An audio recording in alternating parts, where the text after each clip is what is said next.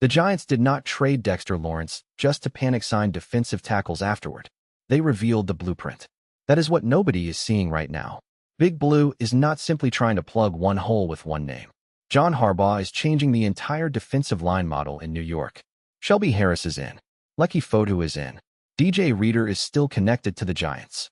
Calais Campbell was on the radar before going back to Baltimore. That is not random movement. That is a pattern. And the pattern tells us something huge. Harbaugh does not want a defense that depends on one interior superstar to carry the whole structure. He wants waves. He wants rotation. He wants veteran size. He wants a bully ball front that can survive 4 quarters. So the real question is not whether the Dexter Lawrence trade hurt. Of course it hurt. The real question is whether this was the plan all along. Let's be honest about where things stand. The holes are clear, and they are uncomfortable. The Giants traded Dexter Lawrence, and that instantly created a massive identity problem inside the defense. You do not move a player like that and pretend the middle of the front is automatically fine. Who absorbs double teams now? Who anchors against power runs? Who keeps linebackers clean? Who makes quarterbacks feel pressure from the inside? That is where this gets real. The Giants cannot build Harbaugh football with a soft interior. They cannot talk about toughness while the defensive line is still searching for answers. They cannot ask Jaxson, the current starting quarterback, to lead a rebuild offense while the defense keeps giving up long drives. If the defensive front cannot hold up, Dart gets forced into shootouts. If Dart gets forced into shootouts, the entire plan becomes unstable. A young starting quarterback needs structure. He needs field position. He needs fewer desperation drives. The Giants also had a depth problem. A defense built around one dominant piece can look powerful, but it can become fragile fast. One mismatch, one injury, one physical opponent, and the whole thing starts leaning too hard on one player.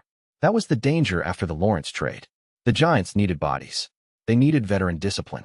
They needed players who understand leverage, dirty snaps, and the grind of ugly football.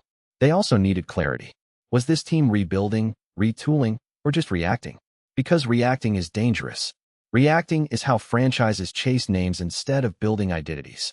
Reacting is how you lose your best defensive player, sign a few veterans, and still end up with no real plan. And that brings us to what just happened.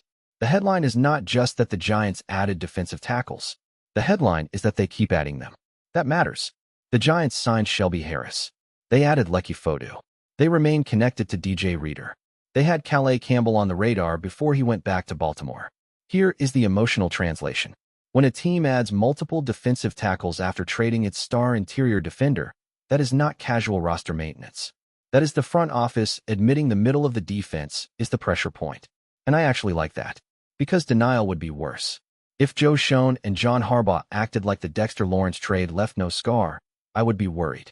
If they said, "We are good, we have enough, no problem," that would feel delusional. Instead, the Giants are moving like a team that understands the cost of the trade and is trying to change the structure around it. This is not cosmetic. This is foundation work. Shelby Harris is important because he gives the room a veteran floor. He is not being sold here as Dexter Lawrence. That would be ridiculous. But a veteran defensive lineman who has lived through real NFL trenches brings value that does not always show up in a flashy headline. He stabilizes the room. He gives Harbaugh another grown man in the rotation. He makes it harder for the defense to become thin and desperate. Leki Fotu matters for a similar reason. He gives the Giants another interior body, another rotational piece, another answer to the size and depth problem. And when you pair Harris with Fotu, the message becomes louder. The G-men are not trying to replace one player with one player. They are trying to replace superstar dependency with a deeper defensive line ecosystem. That is the part nobody is paying attention to. The old model was simple. Lean on a dominant interior force and build around him. The new model looks different. Rotate bodies. Stay fresh. Win ugly downs. Make opponents feel contact over and over again. This is where Harbaugh's fingerprints show up. He does not want pretty football. He wants exhausting football. He wants a front that punishes offensive lines, even when the box score does not look glamorous. And when you see the names still hanging over this entire conversation, the whole picture gets even louder. Harris and Fotu explain the floor. DJ Reader explains the ceiling. That is the key. The Giants are still connected to Reader, and that is why this defensive line story has real weight. If this were only about Harris and Fotu, we could call it a depth reset. Useful, necessary, but not explosive. Reader makes it different. Reader is the swing piece. He is the name that tells us whether this is a patch job or a real plan with teeth. That overlay matters because a swing piece changes how every other move is judged. Without Reader, Harris and Fotu look like practical veteran additions. With Reader, Harris and Fotu start looking like setup moves in a much bigger trench rebuild. And that is where it connects to the bigger picture. Calais Campbell was on the radar before he went back to Baltimore. That matters because it shows the Giants were not satisfied with just one body or one signing. They were looking at veteran defensive line help from multiple angles. Once Campbell was off the board, the pressure around Reader became even stronger. Now, to be clear, Reader is not a Giant in this brief. We are not pretending he signed. We are not doing fake victory laps. But the connection itself matters. The Giants staying tied to him after adding Harris and Fotu tells me they know the room may still need a higher impact piece. That is how serious teams think. They do not stop when the depth chart looks passable. They keep pushing until the identity becomes real. And I am taking a position here. The Giants should stay aggressive. Do not trade Dexter Lawrence, add Harris, add Fotu, miss on Campbell, and then suddenly get conservative. If the whole offseason is about bully ball, finish the sentence. Go make the defensive front intimidating again. The New York Football Giants should never be easy to run against. They should never be a team opponents look at and say, we can push them around inside. That cannot be the standard. Harbaugh was brought here to change the temperature of this franchise.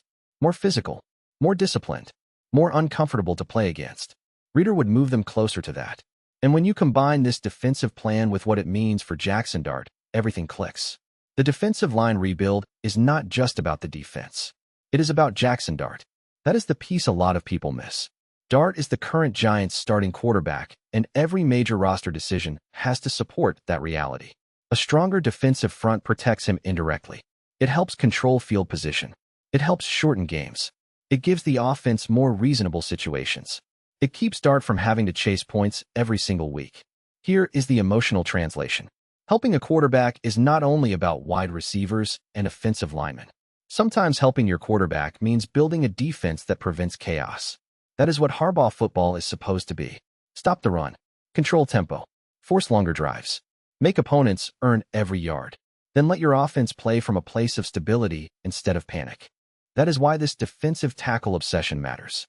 Harris matters because he helps the rotation. Fotu matters because he adds another body.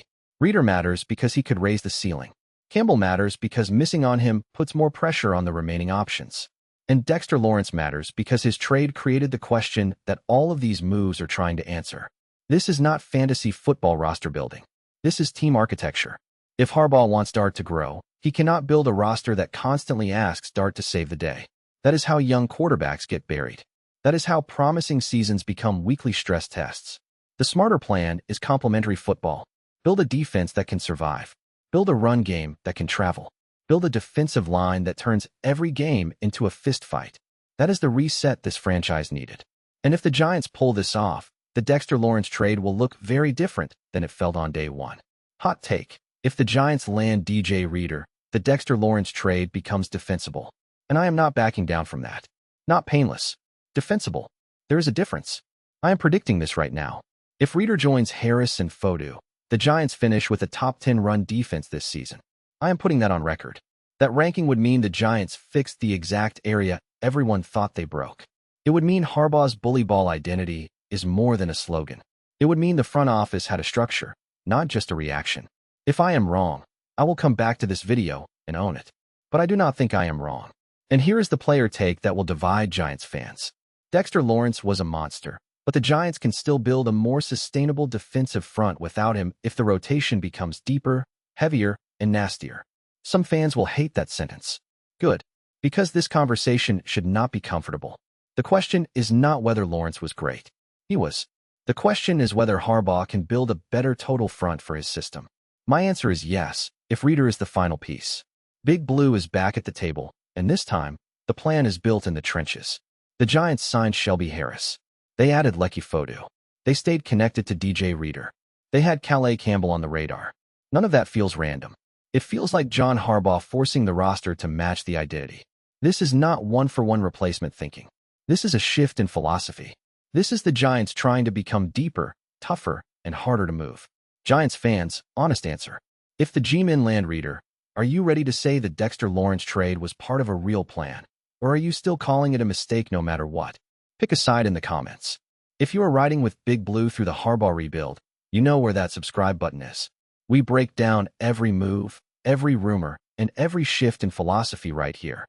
Go Big Blue.